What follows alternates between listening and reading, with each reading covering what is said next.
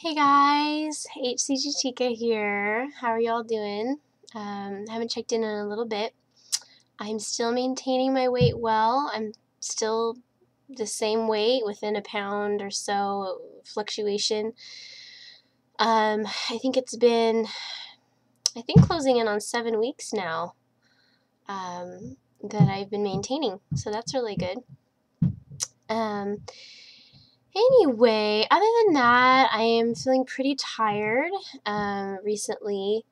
It's funny, looking back at my other vlogs, I'm like really fantastic and hyper. Yeah, and I don't want you guys to think that I always feel that great and then you'll feel bad because you don't feel that good.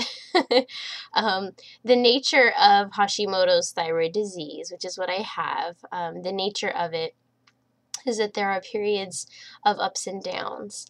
And what happens is you fluctuate between being hyperthyroid and hypothyroid is kind of what happens.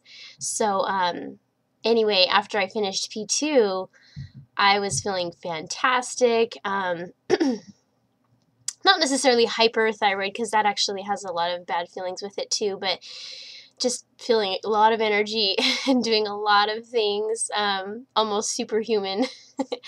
And yeah, so it's winding down. I think I actually stretched it out longer than normal with caffeine in the form of the Diet Coke. I've been actually drinking a little too much of that lately. It's starting to not feel good.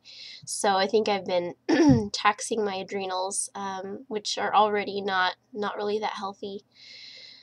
So anyway, yeah, so I've been a lot more tired.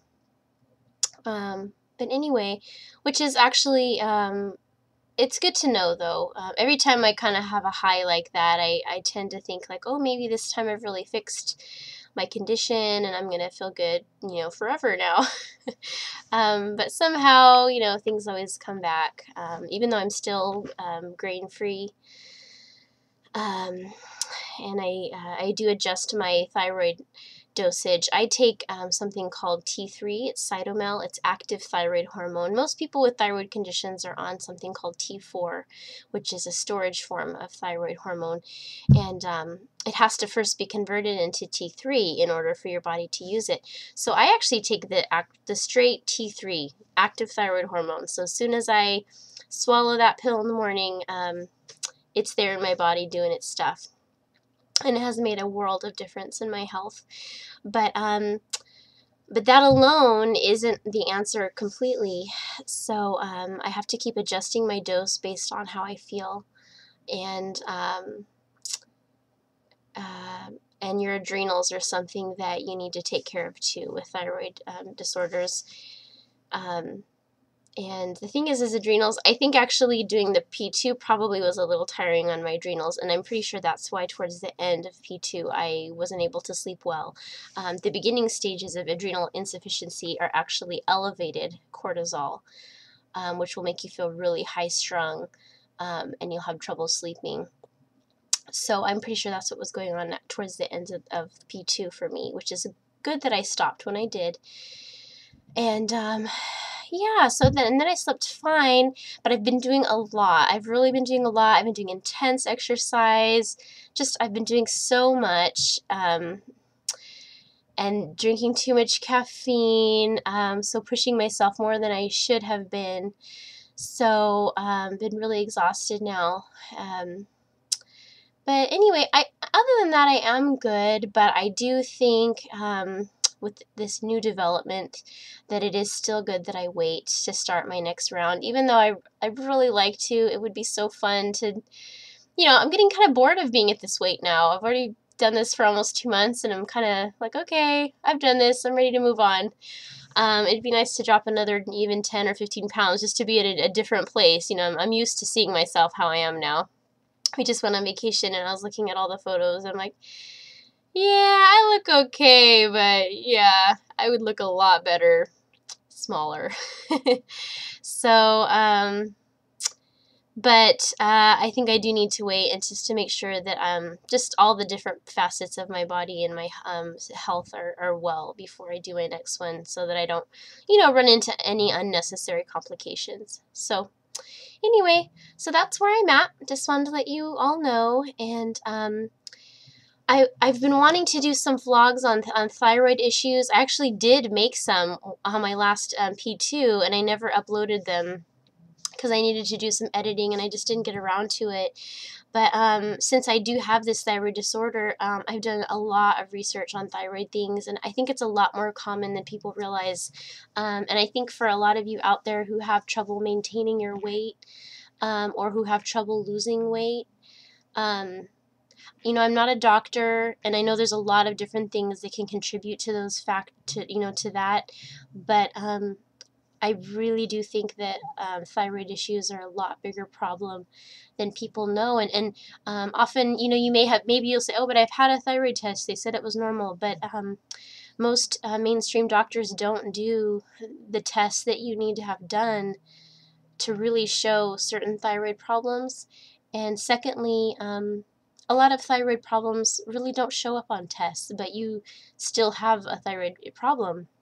The testing they have today is not all that effective, and like I said, the tests that they order are usually not the ones that you need. So I will try to do those if I can soon. I'm really busy right now, and since I have less energy, it feels like I'm a lot busier even if I'm not, just because I have so less energy.